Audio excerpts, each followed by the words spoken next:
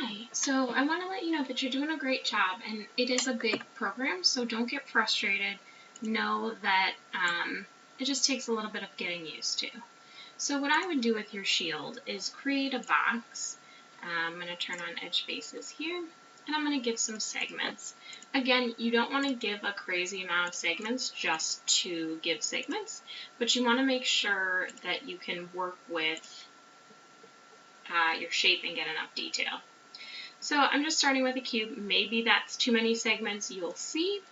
But then I want to convert to editable poly. Then I can go into vertex mode. And then if you're just using your front view, and again, if you brought in any images, that would be great. But what you can do is click and drag around some vertices and just start shaping it out. Now, the kind of hard part is you don't want to forget about these inside vertices.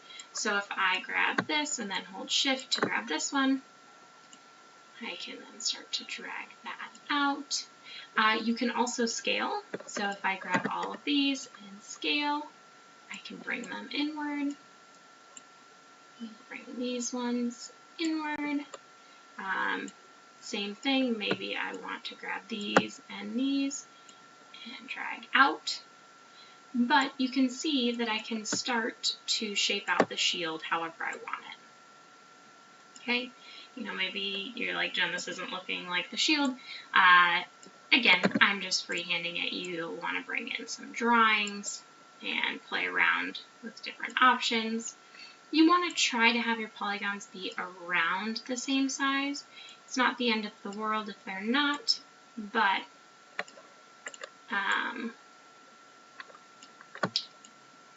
can get this like so. Now, the cool thing is you can shape this a little bit easier. So I can go into my top view and grab 1, 2, 3 like this, check to make sure I actually have what I think I have, and then you can start to move these back. And then maybe I'll just grab 2 on each side. And again, I'm clicking and dragging and I'm holding shift to grab multiples.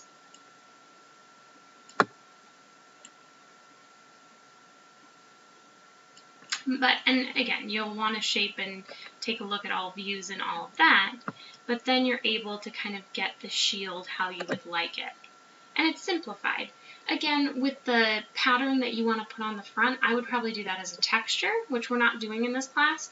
So I'd rather have you focus on the actual shape of the shield. If you do want to add the elements, I mean, you were able to create them well. You could import them from your other file.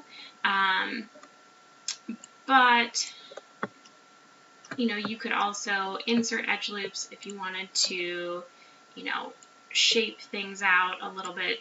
I don't know what shape you'd want to make, but we could make a bow or something. And then, if we go into polygon mode here, you can hold control to grab those, and then you could extrude that out. And that would work for me for using the tools, because I'm seeing that you're extruding. Maybe you've swift the loop or cut to insert some edge loops, and you can get that. I know you had some questions with the ball bounce. I'm sorry that the software is giving you issues. It is, there are bugs in a lot of the versions, and depending upon what computer you're using, blah, blah, blah, they can all have issues.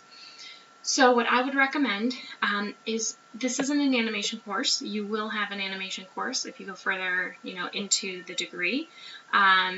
I just want you to get the basics. I appreciate that you're looking at the editors, but really I just want to see that you're able to use the controllers, getting the ball up and down, thinking about timing, arcs, and squash and stretch. Okay, and then you have to do the preview animation. So let me know if you have any questions.